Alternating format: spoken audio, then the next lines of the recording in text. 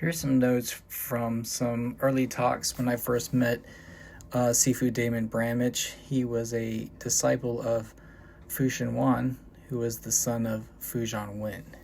And I had studied with Fu Zhongwen, Coach Hu Wei-Chi, back in the early 90s. So this was coming full circle with someone who understands that lineage and system.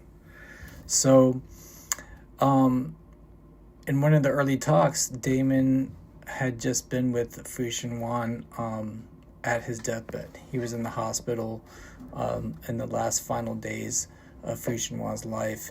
And this is an important aspect of the teacher-student relationship, to be called to be with the master.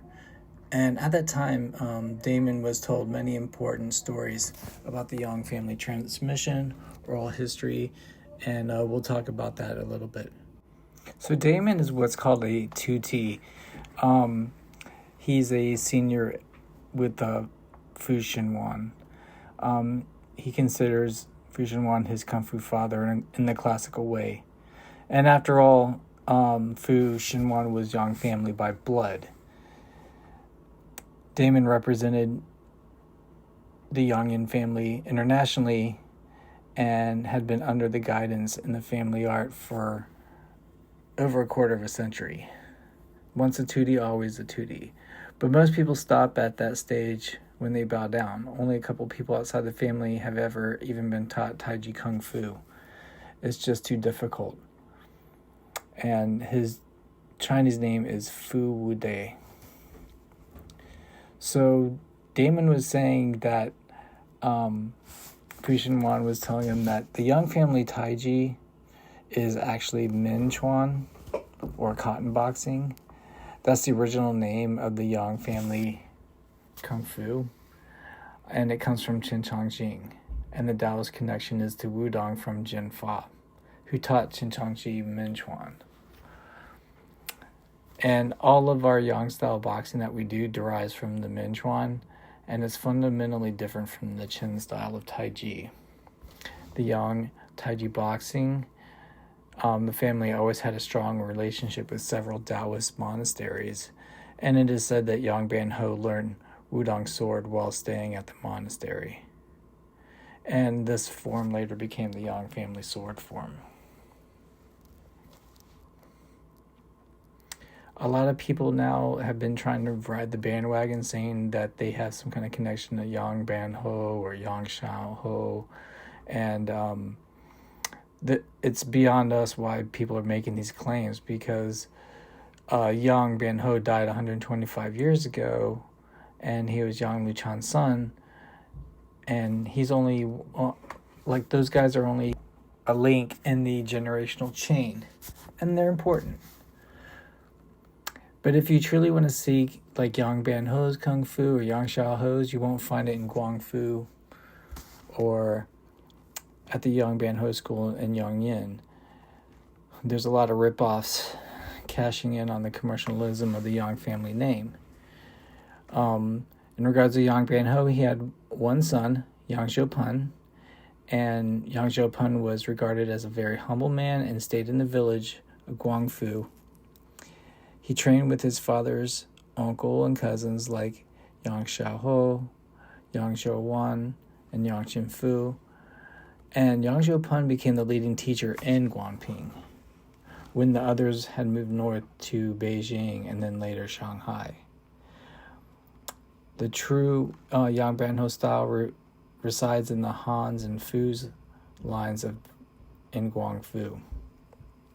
Let's take Fu Zhongwen, for example. He grew up next door to Yang Zhaoyuan and started training with Yang Zhaopeng from the age of 7 until he left to assist Yang Chengfu at the age of 25 after marrying Zhao Guizhen, Yang Zhaoyuan's granddaughter. And we need to be really clear about Yang Shaohou because he had no disciples, only very few students because of his aggression. Sifu said that no one lasted more than 3 months with him. So when we say Sifu, that's Fu Shenwan, said that his father trained with him in Shanghai, but it was in his later years, and Yang Shaohou never trained much. One of the lesser known topics is the Jin Li Dian points. And to understand the Jinlu, you need to know the Qua and have movements of the wrist Jinlin points. One has to master single hand push hands first. This means there's no holes or gaps in any movements under any circumstance. All weakness needs to be corrected within form structure, and that relates to the weak parts of the push hand movement. This is the way Fu Shenwan taught. Fu Shenwan had Damon do single push hands for 10 years with absolutely no holes. It has to be naturally perfect under all conditions. Fast, slow, hard, soft, no holes. And when I mean no holes, I mean no holes. Each movement has a natural counter move, and each counter has a natural counter. The skill is extremely important, and it needs to be purely embodied. Fu Shenwan always taught that when playing push hands, you should play as if no one is there, and all push hands faults need to be addressed in form play, not in push hands practice. The Tai Chi Classics, the song of insubstantial and substantial, is the key. Always maintain firmness with lightness. Structure always governs function. To have Jin, or force, one needs to understand the function, timing, and development of the Jin Li Dian points. This can only be taught orally. Mastering the Jin Li Dian points in the wrist and develop Qing Li Jing, or lightness, agility, or spirit, is the first step. The fight is won and lost at the point of contact. You either dominate them totally or give them nothing. Tingjing is a key component coupled with your ability to change forces instantly. Yin to yang, yang to yin. Every touch is an opportunity to learn.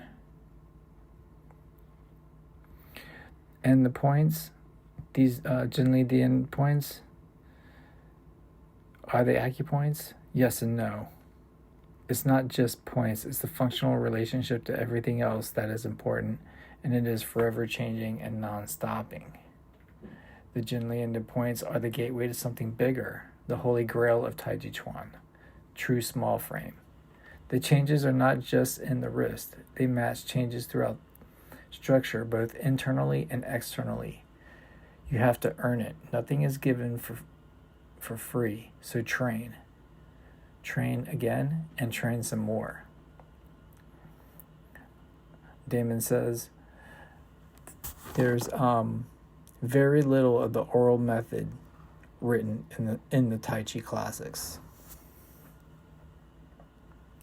Be aware that the mind leads the Jin, and the force needs to be at the wrist for developing Jin. Jin Dian, or Jin Li Dian, refers to points on the wrist that open and close at specific times during movements. This is very important. If they don't correspond to the particular movement at the particular time, there is no Jin or Jin development. This Dian leads Jian. Fu Shenwan always says Jing Qi Shen is the process. This process will be the defining practice in your Tai Chi. It will connect and refine your Jin and allow you into higher levels of training. If the underpinning structure is not open and aligned, the points have little value. All points are found on the distal ends of the radius and ulnar. Jin Li Dian points are not fixed. They move in accordance to the movements of the whole underlying structure. Tai Chi is a relentless process and hard to master. The path can't be changed or the true essence is lost. If you seek Tai Chi Kung Fu, the essence is all in the form. Push hands is just a tool to assist you in finding yourself. Fu Shenwan would say, more practice and you will understand. True softness comes from great pressure and much loss. Use everything as a step in your process and you will be on the right track. If you want Tai Chi Kung Fu, learn to open the back and have someone help you get comfortable under gentle pressure so you can naturally keep it open. If you want Tai Chi Kung Fu, the mind needs to cultivate Jing Qi Shen in the bones start with the Jin Lin Dian points. They need to be internally mastered, and this will open the door for development. There is only one way to cultivate this, as we all have the same anatomy, biomechanics, and are governed by the same universal laws. Take your time. Less is more. It's like building a mountain out of paper, one page at a time. From there, the great river can flow.